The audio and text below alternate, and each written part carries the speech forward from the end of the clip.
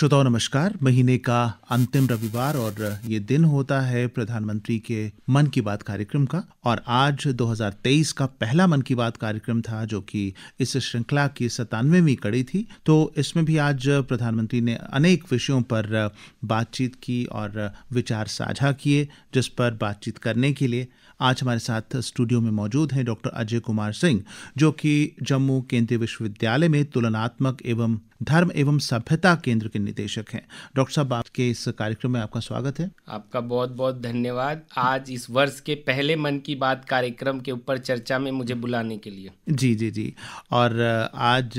Programme की जो शुरुआत प्रधानमंत्री जी ने की और गणतंत्र दिवस की परेड में लोगों की जो प्रतिक्रिया थी उस परेड को लेकर के, किसी को कोई बात पसंद आई, किसी को महिला कैमल राइडर्स पसंद आए और कईयों को भारत में निर्मित जितने भी हमारे हथियार हैं, तोपें हैं, विमान हैं, उन सभी का जिक्र लोगों ने पसंद किया। और 25 जनवरी को घोषित होने वाले पद्म पुरस्कारों का भी जिक्र किया गया। तो इस बार इन पुरस्कारों में जो बात थी, जनजातीय वर्गों के लिए काम करने वाले, उनसे ताल्लुक रखने वाले बहुत से लोग उसमें शामिल थे इस बार के पद्म पुरस्कारों में। तो जनजातियों का महत्व कितना है हमारे देश में और क्यों इनको संरक्षित करके रखने की आवश्यकता है, इनको बढ़ावा देने की आवश्यकता है? बिल्कुल सही आपके सवाल। और आपने देखा कि प्रधानमंत्री जी ने आज मन के बात की शुरुआत की थी जनजातीय समुदाय के महत्व को लेकर, उनके द्वारा दिए गए योगदान को लेकर। जब हम भारतवर्ष का इतिहास देखते हैं तो हमारे देश के नाम को लेकर भी तमाम जो तथ्य मौजूद हैं, जिसमें राम के भाई भरत के नाम से या ऋषभ देव के पुत्र के नाम से या अभिज्ञान शकुंतलम में जिस शकुंतला के पुत्र के नाम से, या एक और जिक्र आता है कि जो हमारे यहाँ जन की परंपरा ऋग्वेद काल में थी, या ऋग्वेद को जब आप पढ़ेंगे कई जनों की चर्चा होती है, उसमें भरत जन एक बड़ा महत्वपूर्ण समुदाय था यहाँ का, एक तरीके से जिसको हम वनवासी समुदाय कह सकते हैं। और वो समुदाय शुरू से ही कैसे वैदिक यज्ञों के उससे परिचित था और उन लोगों ने शुरू से ही हमारे देश और समाज को निर्मित करने में कितना महत्वपूर्ण योगदान दिया। और उसी क्रम में उन्होंने बात की और बताया कि इस बार के पद्म पुरस्कारों में उन जमीनी स्तर के लोगों का, क्योंकि आप देखिए जब वैदिक परंपरा को हम देखेंगे तो हमारे देश में जो प्रकृति के विविध जो देवी देवताओं के रूप में, चाहे वो वरुण की पूजा हो, अग्नि की पूजा हो, पृथ्वी की पूजा हो, और उस क्रम में देखें तो जनजातीय समुदाय उसी को बचाने में, उसी के संरक्षण और संवर्धन में लगा रहता है। इसलिए उन्होंने भी जो ऐसा कहा, और हम देखते हैं कि जमीनी स्तर के लोगों को पुरस्कार देने से हम भारत की परंपरा के मूल का संरक्षण और संवर्धन करते हुए दिखाई देते हैं, और ये बड़ी खुशी की बात है। और जनजातीय समुदाय के लोगों को, जिन्हें मैं वनवासी कहना पसंद करूंगा, उस समुदाय के लोगों को अपनी परंपरा के संरक्षण और संवर्धन करने में जिस तरह से भूमिका अदा कर रहे हैं, जिसमें जितने नाम आए आप देखिए, हरि राम, हीराबाई, ईश्वर चंद्र, ये सारे नाम भारत की सनातन संस्कृति से जुड़े हुए नाम हैं। तो सनातन संस्कृति का अहम हिस्सा है वो समुदाय, और इसलिए उनका संरक्षण, संवर्धन और उनके विकास की जो प्रक्रिया है वो उसको गति देनी चाहिए, और बहुत ही अच्छी बात थी वो। चाहे हम रामायण की बात करें या महाभारत की बात करें तो उनमें भी जनजातीय समुदायों का जिक्र है और बड़ी प्रोमिनेंस के साथ उनका जिक्र है। एकलव्य की हम बात करते हैं, मैं 2-3 उदाहरण देना चाहूंगा। जैसे देखिए, रामायण में जो हमारे 2 महाकाव्य हैं, रामायण और महाभारत, रामायण में सबरी का जिक्र है,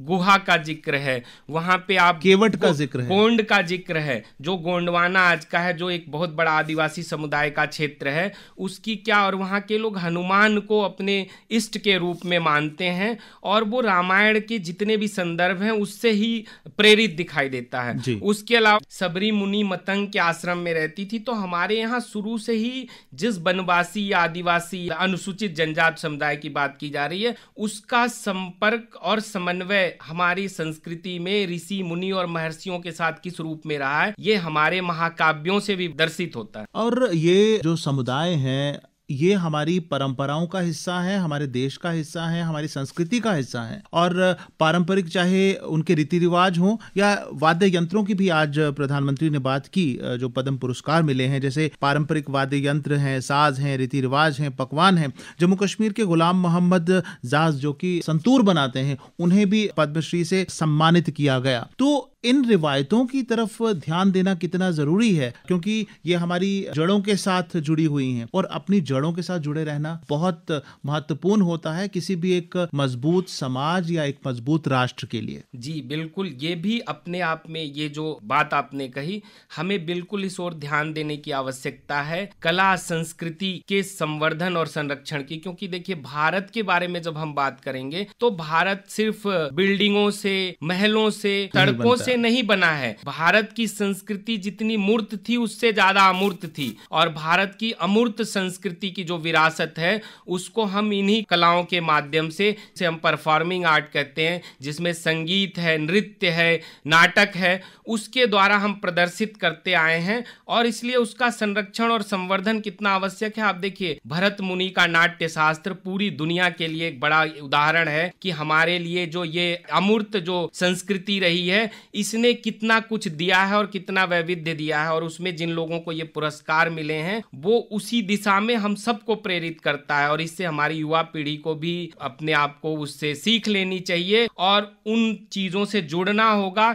और खासकर जम्मू कश्मीर के, जैसे आपने जिक्र ही कर दिया कि उनको पुरस्कार दिया गया, और जम्मू कश्मीर में भी बहुत ज्यादा पोटेंशियल है, और ये अपने आप में ऐसी कला और संस्कृति के वैविध्य का एक बहुत बड़ा उदाहरण है, ये प्रांत अपने आप में। डॉक्टर साहब, पिछले 1 साल से हम आजादी का अमृत महोत्सव मना रहे हैं और देश अब अमृत काल में प्रवेश कर चुका है। 75 से लेकर 100 साल पूरे करने की जो अवधि है उसे हम अमृत काल कह रहे हैं, और जितने भी आयोजन हुए इस सिलसिले में एक प्राउड की फीलिंग आती है, एक बड़े ही गर्व की फीलिंग आती है भारतीय होने की। और प्रधानमंत्री ने आज India the mother of democracy, उस बुक का जिक्र किया, जिस बुक में बहुत सारे निबंध हैं जिनमें बताया गया है कि आज दुनिया भारत के ऊपर उंगली उठाने की भी कोशिश करती है कि यहाँ लोकतंत्र नहीं है, यहाँ समाजी बराबरी नहीं है, और तरह तरह की बातें उठ रही हैं। लेकिन हम अपने ग्रंथों की तरफ जाएं, पुरानी परंपराओं की तरफ जाएं, तो जितना लोकतंत्र यहाँ मजबूत शुरू से रहा है कहीं और नहीं रहा। और ये जो बुक है ये इसकी गवाह है, इंडिया द मदर ऑफ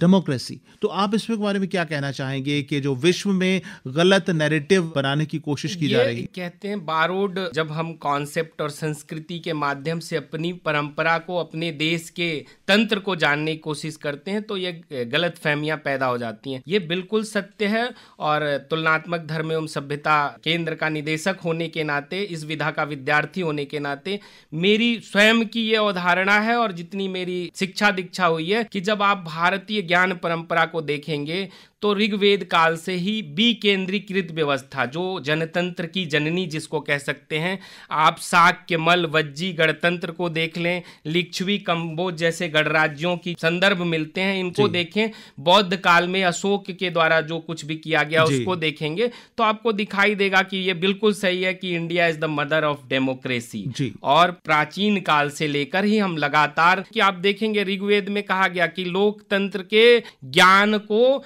ज्ञान यानी सामूहिक चेतना का ज्ञान, तो हम शुरू से ही, ऋग्वेद काल से ही हम सामूहिक चेतना के माध्यम से निर्णय लेते रहे। राजा की भूमिका बहुत सीमित होती थी, इसको भी गलत पेश किया गया हमारे यहाँ जन का। और उसमें भी देखिए जो समितियों का, सभाओं का जिक्र आता है, वो हमें बताता है कि हम कितने लोकतांत्रिक व्यवस्था में जीते रहे हैं। जी, भीमराव अंबेडकर का भी उन्होंने जिक्र किया कि जिन्होंने हवाला दिया था महात्मा बुद्ध के समय का, जिसमें उस दौरान भी कोई निर्णय लेने के लिए वोटिंग की बात होती थी, सभी की राय लेने की बात होती थी। ये नहीं है कि जो शासक है वो अपनी मर्जी से कुछ भी थोप दे। उसमें ये बात होती थी कि जन भागीदारी जो है वही लोकतंत्र का एक मूल आधार है। बिल्कुल, महात्मा बुद्ध का जिक्र और बाबा साहेब अंबेडकर का जिक्र होना बिल्कुल लाजमी है, क्योंकि महात्मा बुद्ध का जो योगदान रहा वो बिल्कुल, अगर आप देखेंगे तो लोकतांत्रिक चेतना को, इसलिए उन्होंने अपने जीवन के उनके जितने प्रयास रहे वो आम जनमानस को उस चेतना से परिचित कराने की दिशा में कि हम सबको मिलजुल कर, जो पहले से ही हमारे यहाँ की संस्कृति थी, उसको एक बार पुनर्स्थापित कैसे किया जाए। और इसी को बाबा साहेब अंबेडकर ने भी अपनाया, माना और उसको आगे बढ़ाया, और उसके जिक्र उन्होंने अपने तमाम व्याख्यानों में दिए हैं। तो ये दर्शाता है कि लोकतांत्रिक प्रक्रिया हमारी, उसकी कंटिन्यूटी लगातार बनी हुई है, है और बीच बीच में कुछ आताताइयों के कारण, कुछ बाहरी आक्रमणों के कारण, कुछ विदेशियत के मानसिकता के प्रभावों के कारण हम या हमारे लोगों को इस चेतना से विस्मृत कराने का प्रयास किया गया। जी, यानी भारत जो है वो डेमोक्रेसी की, लोकतंत्र की जननी है और ये शुरू से ही इसके उदाहरण जो है हमारी सभ्यता में देखने में, हमारे इतिहास में देखने में दे आ रहे हैं। प्रधानमंत्री ने बड़ी एक अच्छी बात और आज के इस मन की बात कार्यक्रम में की। उन्होंने जो मोटा अनाज जिसे हम कहते हैं मिलेट्स और योग दिवस, इनमें कॉमन सवाल करके पूछा कि इनमें क्या चीज कॉमन है और उन्होंने बताया कि ये दोनों चीजें अगर 2023 को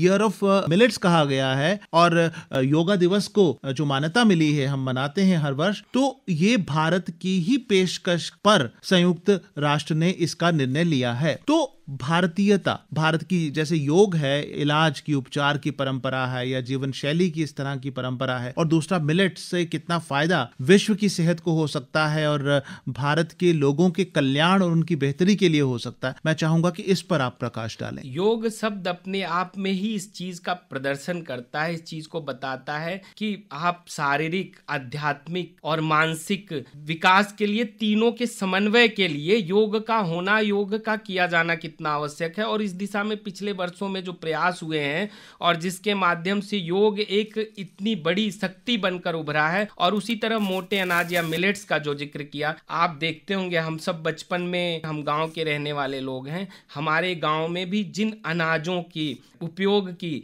या जिस अनाज को हम अपने खाद्यान्न के रूप में प्रयोग करते थे, उनमें ज्यादातर ये मिलेट्स ही प्रयोग किए जाते थे। और आज दोबारा 21वीं सदी में जहां तमाम महामारियां और बीमारियों ने घेरा, तो एक बार पूरा विश्व उन्हीं की तरफ जाता हुआ दिखाई दे रहा है। और इसीलिए उन्होंने ये सारे जो संदर्भ दिए, पारंपरिक उत्पादन की बात की, क्योंकि पारंपरिक उत्पादन के माध्यम से ही हम, क्योंकि वो फाइबर रिच प्रोडक्ट्स होते हैं, और आज आप जब जाएंगे, जब भी कोई बीमारी होगी, इम्यून सिस्टम आपका कमजोर होगा, तो डॉक्टर सबसे पहली सलाह देता है कि आज फाइबर रिच जो है अन्न का प्रयोग करें। तो उस दिशा में मिलेट्स को और योग के ये समन्वय बताता है कि स्वस्थ शरीर, स्वस्थ मन और स्वस्थ चिंतन के लिए इन दोनों का, क्योंकि आप योग के साथ साथ आपका खान पान कैसा है वो भी बहुत महत्वपूर्ण होता है। तो ये दोनों चीजें, देखिए एक और बात उसमें आई कि उसमें कहा गया कि FPOs की बात की गई, इंटरप्रेन्योर्स की जगह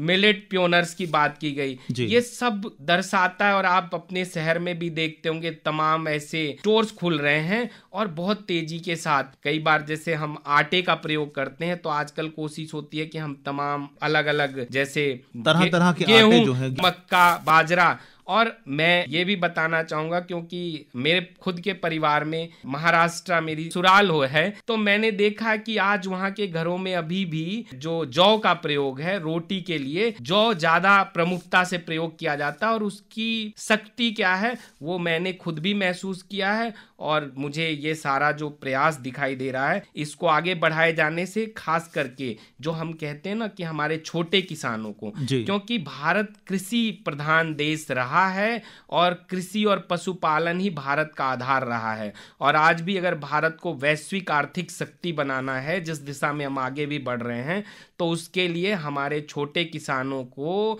इसके उत्पादन के लिए प्रेरित करना होगा और इन उत्पादनों को वैश्विक पहचान देनी होगी। जी, और इनके प्रयोग से, जैसे योग और मिलेट्स के प्रयोग से, जिस तरह से भारत जो है दुनिया को एक स्वस्थ विश्व का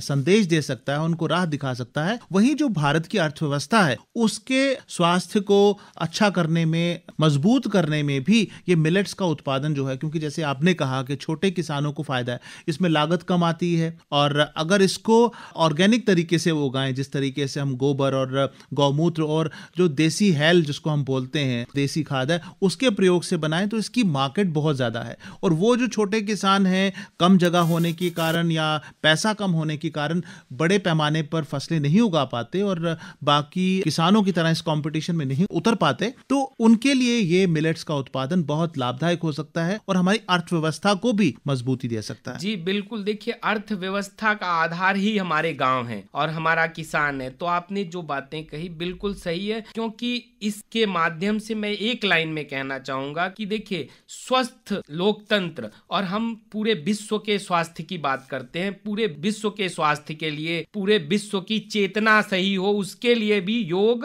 और मिलेट्स का जो समन्वय है, जब ये होगा तो स्वस्थ शरीर होगा, स्वस्थ मन होगा, स्वस्थ वचन होगा, और उसके माध्यम से जो भी चिंतन होगा वो स्वस्थ चिंतन होगा, और इससे इकोनॉमिक स्वास्थ्य भी अच्छा होगा और भौतिक स्वास्थ्य भी अच्छा होगा और सारे तरह का मानसिक स्वास्थ्य भी जो है। अच्छा। और देखिए, भारत ने कभी भी सेल्फिश होकर कोई बात नहीं की। जब भारत की प्रार्थनाओं की हम बात करते हैं तो सिर्फ भारत की ही बात नहीं करते हैं, हम धरती की बात करते हैं, हम जितने भी जीव हैं उनमें शांति हो, वनस्पति में शांति हो, हम उसका उदाहरण देते हैं। यानी कभी भी हमने अलग या स्वार्थ भाव से कोई चीज नहीं की है। और ये बहुत अच्छा मौका है जो G20 की अध्यक्षता हम लोग कर रहे हैं, उसके माध्यम से भी भारत वसुधैव कुटुंबकम का जो संदेश है ये दुनिया को पहुंचा सकता है। और जैसा प्रधानमंत्री ने आज जिक्र किया कि G20 के जितने भी समिट्स होते हैं तो उसमें भारत मिलेट्स के पकवान परोस कर भी उनको बढ़ावा दे रहा है। आप देखिए G20 का लोगो देखें, वसुधैव कुटुंबकम,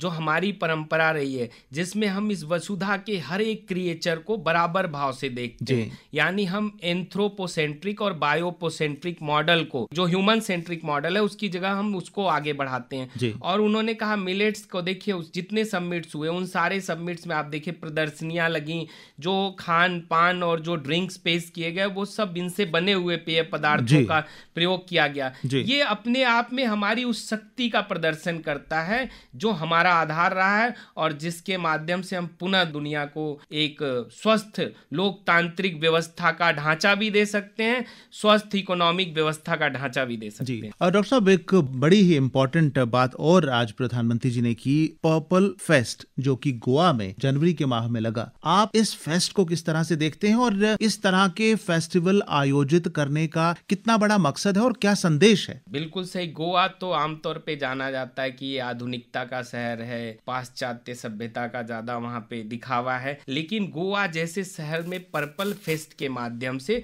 जिसमें देखिए पर्पल शब्द ही अपने आप में ऊर्जा का द्योतक है, और इसलिए उस फेस्टिवल को, उस उत्सव को पर्पल फेस्ट के रूप में, जिसमें दिव्यांग जनों के क्षमता को, यानी हम ये कह सकते हैं कि दिव्यांगों की भी जो क्षमता है उस क्षमता का समन्वय करते हुए आम जनमानस के साथ उसको जोड़कर हम देश की दशा और दिशा को आगे बढ़ाने में उनका क्या उपयोग कर सकते हैं और उनको कितने करुणा और स्नेह के साथ, आत्मीयता के साथ हम जोड़ेंगे। तो उनका बीच में एक जिक्र करना चाहूंगा। अभी 2-3 दिन पहले ही मैं आपके जम्मू कश्मीर में एक अखिल भारतीय कवि सम्मेलन में मुझे शिरकत करने का अवसर मिला, और वहां पे मैंने देखा कि आपके जम्मू कश्मीर की आर्ट एंड कल्चर एकेडमी के जो वर्तमान सचिव हैं भरत सिंह मनहास जी, वो भी दिव्यांग हैं, लेकिन जिस एंथुजियाज्म के साथ वो लगे हुए थे और उन्होंने इतना बृहद, और हिंदी जो पूरे देश को जोड़ने की एक भाषा है, उसके विकास के लिए, उससे यहाँ के लोगों को परिचित कराने के लिए जिस तन्मयता से लगे थे, उससे मुझे इस पर्पल फेस्ट की जो पर्पज था वो सॉल्व होता हुआ दिखाई देता है। और मैं मानूंगा कि इसके पीछे जितने लोग भी लगे थे, क्योंकि देखिए उसमें खेल कूद का भी आयोजन किया, आप देखते होंगे दिव्यांग जनों के जो ओलंपिक होते हैं उसमें भारत की भागीदारी पिछले वर्षों में कितनी बढ़ी है और कितने पदक जीते हैं। फिर फिल्म का आयोजन करना, या साथ साथ, यानी कि अगर हमें भारत को एक्सेसिबल इंडिया बनाना है तो उस एक्सेसिबल इंडिया के लिए हमें हमारे दिव्यांग लोगों को भी शामिल करना है, साथ लेकर चलना है, उनकी बौद्धिकता का, उनकी क्षमता का सदुपयोग करना है और उनको अपने जैसा सम्मान देना है। ये भाव दिखाई देता है। तो भारत एक किस्म के लोगों की तरक्की के साथ भारत तरक्की नहीं कर सकता, बल्कि हमारे समाज में जितने भी धर्म हैं, जातियां हैं, प्रांत हैं, और वो भी लोग जिन्हें लोग कमजोर मानते हैं या हीन मानते हैं, हालांकि कोई हीन होता नहीं है, जिनको हम पहले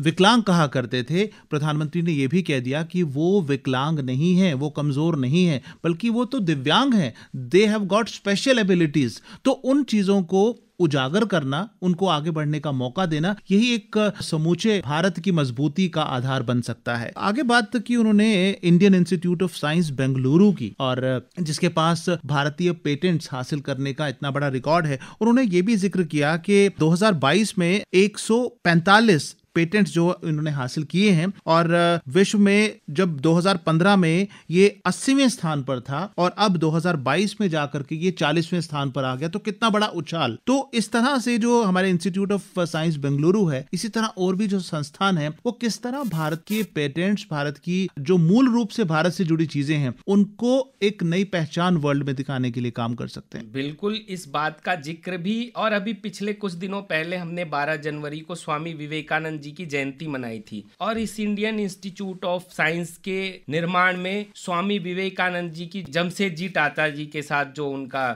मिलन हुआ था एक यात्रा के दौरान, वहीं से इसकी नींव रखी गई। और आज 2022 में जब बात की जाती है कि 145 पेटेंट्स फाइल हुए और पेटेंट फाइलिंग में भारत 7वें रैंक पे है, ट्रेडमार्क की में 5वें रैंक पे है, और ग्लोबल इनोवेशन इंडेक्स में जैसा कि आपने भी कहा कि पहले 80वें स्थान पे था और अब 40वें स्थान पे है। तो जय जवान जय किसान के साथ जय विज्ञान का जो हमने नारा जोड़ा है, ये वही बात है कि अध्यात्म समन्वित वैज्ञानिकता की जो हमारी परंपरा रही है, यानी विज्ञान और अध्यात्म के समन्वय को साथ लेते हुए विज्ञान के द्वारा सकारात्मक क्या हम कर सकते हैं, उस दिशा में भारत तेजी से आगे बढ़ रहा है। इंडियन इंस्टीट्यूट ऑफ साइंस अभी पिछले साल जो रैंकिंग आई, क्यूएस रैंकिंग में, जो साइटेशन के मामले में वहां के वैज्ञानिकों का जो नंबर था, फर्स्ट नंबर था, और ओवरऑल रैंकिंग में तीसरा नंबर था। और तमाम देखिए, उसके अलावा भी आप जम्मू कश्मीर ही ले लें, जम्मू कश्मीर में इंडियन इंस्टीट्यूट ऑफ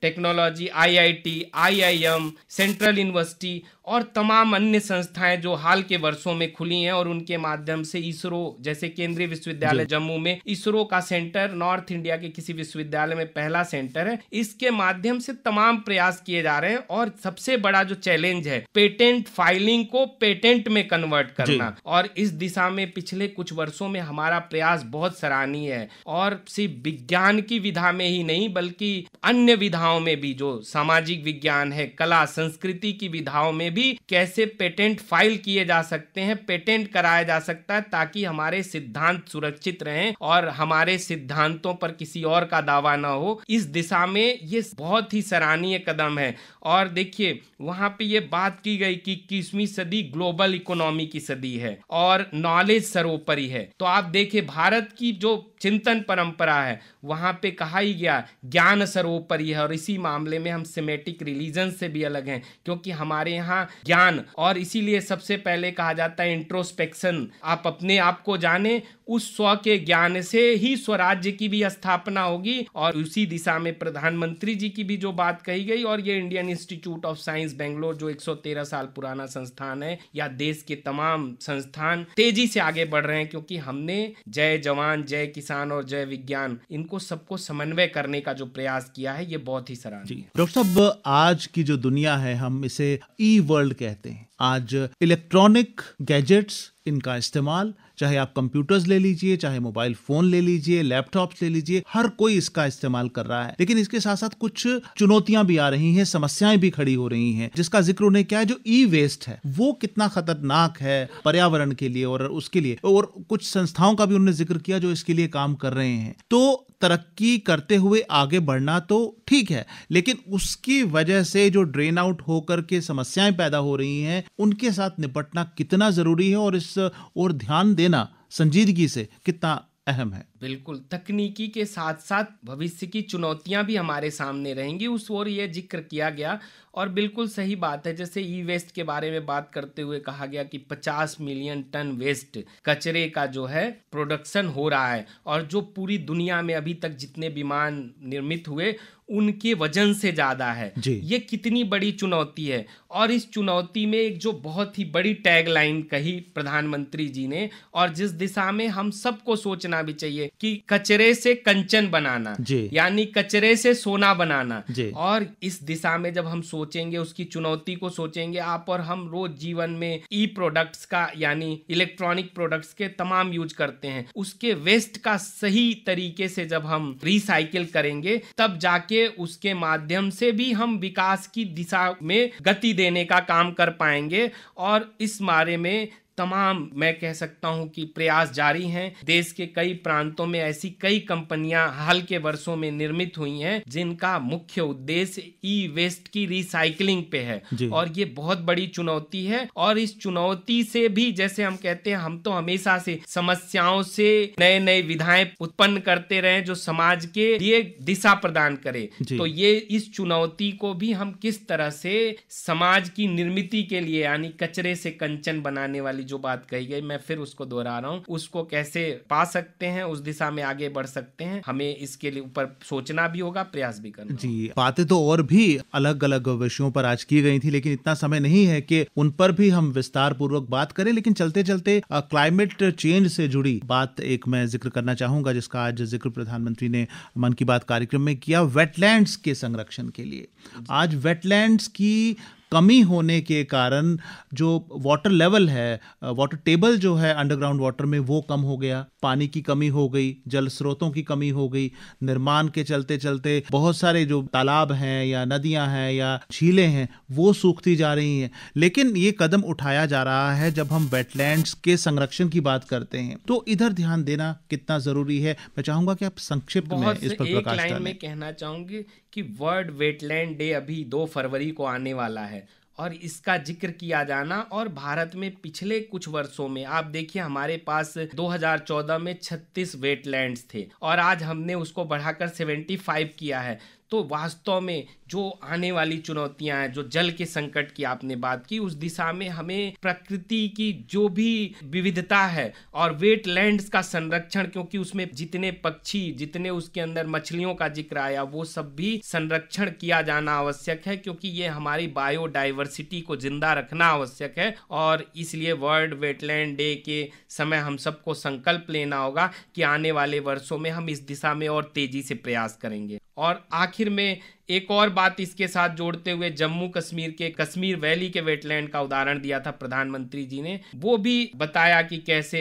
एक पारंपरिक तरीके से वहां पे उसकी साफ सफाई और संरक्षण किया जाता है। तो इस तरह हमारे आसपास अगर ऐसी कोई जगह है तो हमें उसको आगे बढ़ाना होगा। और आखिर में मुझे लगता है कि पर्यटन का जो जिक्र आया था, खासकर जम्मू कश्मीर के पर्यटन का, उसमें उन्होंने कश्मीर वादी की खूबसूरती की बात की, कही स्वर्ग कही और तमाम साइट्स की चर्चा की, लेकिन मैं उसमें जम्मू में भी तमाम ऐसे क्षेत्र हैं जम्मू के आसपास में। और आपने जैसे वेटलैंड का जिक्र किया, तो हमारे जम्मू में भी सुचेतगढ़ में घराना वेटलैंड है, जहां पर हर साल सैकड़ों हजारों पक्षी साइबेरिया से आते हैं और दुनिया के अलग अलग कोनों से आते हैं। और पक्षियों का ये जो प्रवास करके ये आना, ये भी हमारा जो इकोलॉजिकल बैलेंस है उसे बनाए रखने में बड़ा सहयोगी है, साबित होता है। और जिस तरह की वेटलैंड्स हैं, यहाँ पर टूरिज्म को बढ़ावा देने के लिए भी बड़ा काम किया जा रहा है। तो ये जो भगवान ने जो भी कुदरती चीजें जो हमें बख्शी हैं, ठीक है, तरक्की करना बहुत जरूरी है, आगे बढ़ना बड़ा जरूरी है, लेकिन वो उस कीमत पे नहीं होना चाहिए कि हमारी जो प्राकृतिक धरोहर है या प्राकृतिक संपत्ति है, संसाधन है,